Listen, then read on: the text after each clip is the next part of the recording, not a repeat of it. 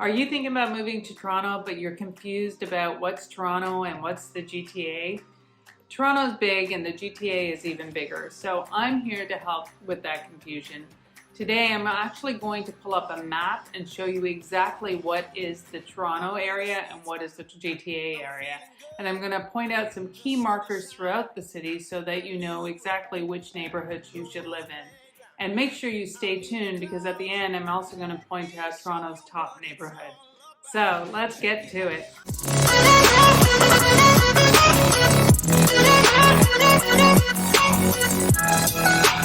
Hi everybody, my name is Connie Sarvanandan and I'm a real estate agent here in Toronto and the GTA. If this is your first time to the channel, please hit that subscribe button so you know every time we release a video. I grew up in the city and I've lived throughout the city and I absolutely love it. We help clients from around the world and it is fantastic. So if you have any questions about moving to Toronto, please reach out. Call, text, email, WhatsApp, any time of the day, and we'll be sure to take care of you. Let's start from orienting you from a perspective of where Toronto is compared to some other Canadian cities, as well as where Toronto is compared to the US. So Toronto is right there. And in Canada, this is Montreal. So Montreal is in the province of Quebec, and it's about a 6-hour drive from Toronto. This is Ottawa. So Ottawa is in Ontario, just like Toronto, and it's about a 4-hour drive from Toronto to Ottawa. And Ottawa is actually the capital of Canada. Now, see this black line that goes across here? That is actually the Canada-US border. So we are right near the US border, and to drive from Toronto to, say, Buffalo or Niagara Falls on the US side, that's about an 1.5 to 2-hour drive. So it's a fairly quick drive to get to the US. The other thing you'll notice on where Toronto is situated is we are surrounded by lakes. These lakes are the Great Lakes, they're part of the Great Lakes, and they're freshwater lakes. And Toronto actually sits right on Lake Ontario. So that's Toronto from a larger perspective. If we zoom in to Toronto, then what you will see is now you're going to see Toronto from a closer perspective. So whenever we talk about the south part of Toronto, we're talking about the side that's going towards the lake. The north part of Toronto is when we talk about, if we're going to the cottage country or if we're going to Collingwood, that would be the north side. The east side is when you head towards Quebec, and that's when, you're driving the 401 that way. And then the west side is towards Cambridge, Kitchener, Waterloo, very popular for universities and tech companies. So that's kind of the orientation as far as the city goes. Now, Toronto itself is here, but these cities that surround it they're part of the GTA, which is the Greater Toronto Area. So I'm just going to go into this map over here that gives you a better sense of the Greater Toronto Area. So this is the city of Toronto, and then these are the 4 regions that make up the Greater Toronto Area. So Halton, Peel, York, and Durham. And just to give you a sense of population, Toronto's about 3 million people, and then the whole GTA is about 6.5 million people. So the GTA more than doubles the size of Toronto population, but the Toronto population is a dense population, highly populated in a smaller area. So the other thing about Toronto is when you look at these areas, we're known as the Six. So we have a few nicknames, TO, but the Six is quite common. And the reason why we're called the Six is that Toronto used to be made up of 6 smaller cities. So Toronto itself, which was here, then you had Scarborough, you had North York, you had Etobicoke, and then you also had East York and York, which are in here. And those 6 amalgamated to form the city of Toronto. So that's where you get the city of Toronto. So let's get closer now into Toronto itself. So when we talk about Toronto in more detail, let's start with the airports.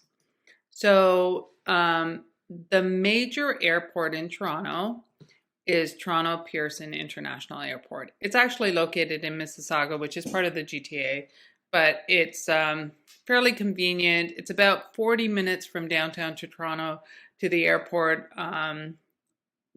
plus or minus depending on traffic. Sometimes traffic can be bad, especially if there's a lot of construction. So I always say if you're heading from downtown to the airport that you leave a lot of time or a lot of buffer. So that's the major airport, and it's basically northwest part of the city. And then you have a smaller airport on Toronto Island. So this is downtown Toronto. So where it says Toronto, that is downtown Toronto. And these are the Toronto Islands. So what's interesting about the Toronto Islands is that the Toronto Islands is a great place to visit. First of all, there's a smaller airport there that you can get to either by ferry or tunnel, and the flights out of that airport go to some specific destinations. They're not like big, huge. This is not a big, huge international airport. You're flying to places like Boston or New York or some cities in Canada. Big international destinations would not be out of this airport. But then you have the islands, which you can visit the islands. You would take a ferry from the mainland to the island, and it's a very popular destination for families to take a ferry and go visit the islands. There's an amusement park on the island. There's restaurants on the island. It's one of my favorite things to do in the summer. So that's the Toronto Islands, and that kind of orients you to downtown Toronto. And these are the neighborhoods that kind of surround downtown Toronto. And when it says Old Toronto, remember how I said we amalgamated? This was the original Old Toronto before it amalgamated into the bigger Toronto. Okay, so that is the orientation of airports. The other thing to know about Toronto is our highways. So there's one major highway that goes across Canada, and that is the 401. The 401 cuts across Toronto in an east-west, west-east space, and then it gets cut by different arteries that go north-south. So when it comes to going to downtown Toronto, you would go across the 401 and then hit the DVP, or you would hit the 427. And then you get onto the Gardiner Expressway, which they're currently changing because they're trying to make downtown prettier with the waterfront. So major changes are coming. But right now, that's how you would drive to downtown. Or you use, Google Maps or Waves, and you figure out a way to go in between. So that's the driving way. The 400 is where you would get to the north end. So if you live in the northern part of the GTA, you would most likely travel on the 400 or the 404. The 404 actually turns into the DVP. And then the 401 and the 403 is what brings you in from the west. The other big thing to look at is this highway here, which is also an east-west highway, and that is our toll highway. And it's called the 407, and you have a toll highway means you have to pay for the highway. Everything else is free, so there's no charges to use it. But the 407 is a toll highway, and it does cost money to use it. And you do use it, especially when the traffic is really bad in Toronto. I've used it when I'm late for something, things like that. You would get a transponder put on your car, and then you would be charged per mileage. If you don't have a transponder, then you would be charged extra because you're using a toll highway. So those are the major highways. Then let's look at the transit. So when it comes to transit in Toronto, it's really important that you understand all your options. Because it's the GTA, its commute times can be quite long. So you need to make sure that you understand your options. So if you're driving, you need to understand what routes you'll be taking, what are your alternative routes, and also what parking is going to cost you if you're commuting and parking. And then when it comes to transit, You need to understand what transit is available within your city if you're not in Toronto, and how it works with the City of Toronto if you are commuting in and out of Toronto.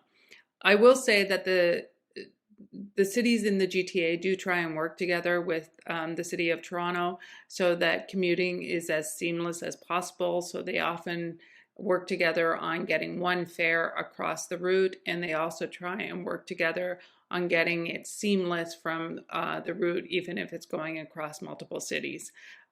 So it is possible to commute from different parts of the GTA in and out of Toronto, or in and out of different parts of the GTA. But you really need to look into it to ensure that it makes sense for you when you decide where you're going to live versus where you're going to work or where you're going to commute to. So that's kind of an overview. I did want to talk about specifically the Toronto transit system, but before I get to that, I want to talk about the GO transit system. So the GO transit system is it offers trains and buses, and it runs outside of the GTA in and out of Toronto.